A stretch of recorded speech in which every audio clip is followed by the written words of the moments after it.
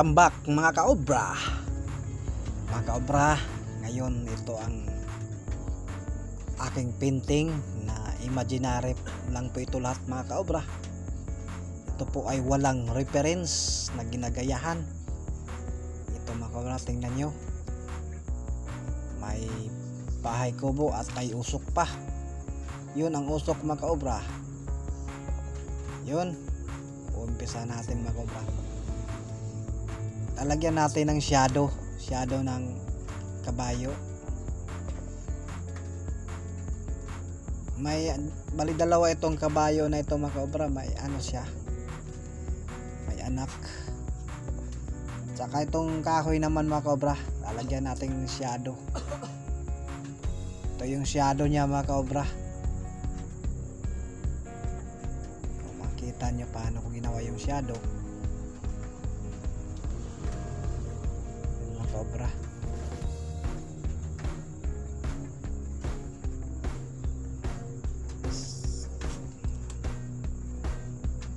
Yung kabayo ng mga kaobra, pag ano sa personal makita mo itong painting na ito,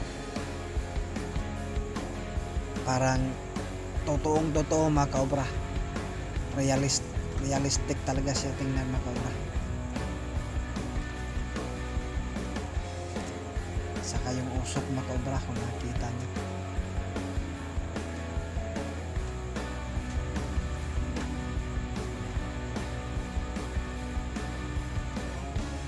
kung titingnan nyo mga kaobra, itong ating painting ay kasing sukat lang po ito ng bond paper. Sobrang liit, canvas po ito mga kaobra, kasing sukat ng bond paper. Kaya napakaliit mga kaobra ang ating mga details dito, lalo na sa mga damo. Kaya niya mga kaobra, napakaliit lang talaga yung details dito. Kaya sa sobrang liit, bali portraits ang nito mga kaobra. Setup nito, pataas niya siya mga kaobra.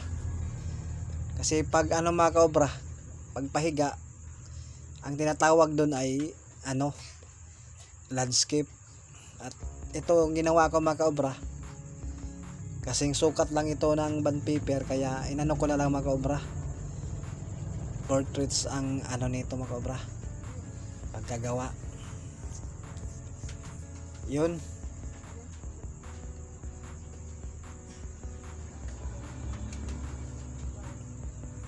wala po itong mga kaobra reference, bali imaginary ko lang ito lahat sa aking nakikita pag ako'y mga kaobra mag gala-gala sa bukirin. Yun ang makita ko mga kaobra, yun ang ginagawa ko. Imaginary lang po ito lahat mga kaobra.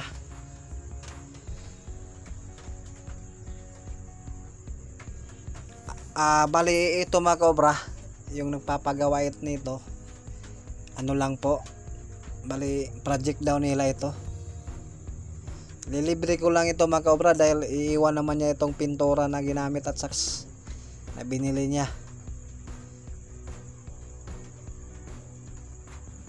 Kung makikita niyo mga kaobra,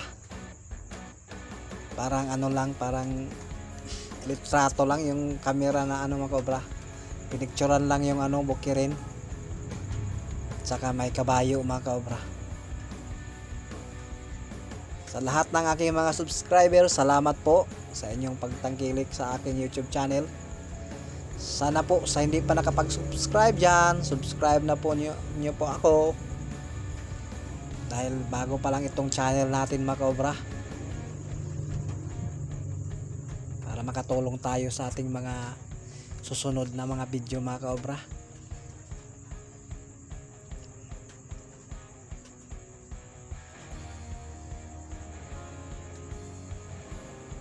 Sa lahat ng aking mga customer sa aking barbershop, Shout out ko sa kayong lahat ng aking mga suki sa aking barbershop.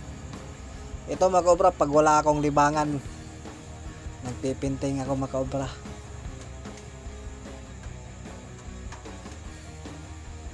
Pero pag walang time mga kaobra, ito mga kaobra, yung ginagawa ko na, ito yung balidahon ng punong kahoy ito,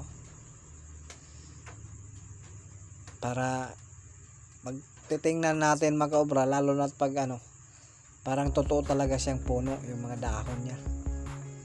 Kailangan lang nito mga kaobra, marunong ka mag-mix at saka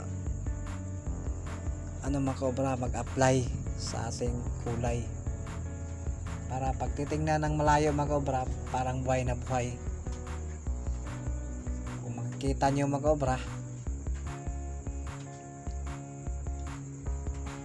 ito tapos ating painting, lalagyan ko na naman mga kaobra ng emulsion, para pagkatapos mga kaobra, dahil dry kanina, pag titingnan nyo ngayon mga kaobra, ilagyan ko ng emulsion po yan mga kaobra, yung nakikita nyo na parang light blue, emulsion po yan. Pag pag natutuyo yan, clear mga kaobra, colorless ang tawag dyan mga kaobra. Clear talaga siya, makintab na makintab. Kung tingnan nyo mga kaobra, makintab na siya pag matuyo na. Ayun mga kaobra, tingnan nyo ang ating painting. Parang lang mga kaobra, parang litrato lang, parang picture lang mga kaobra. Kung titingnan nyo, yun ating maraming salamat sa lahat na aking mga subscribers. Sa ulitin, maraming salamat sa inyong pagtangkilik sa aking channel. God bless po, mabuhay po kayo. Maraming salamat.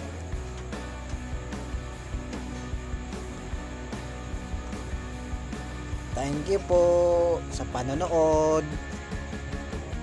Yun ang ating painting, na kasing laki lang ng band paper dito mga kaobra, na long.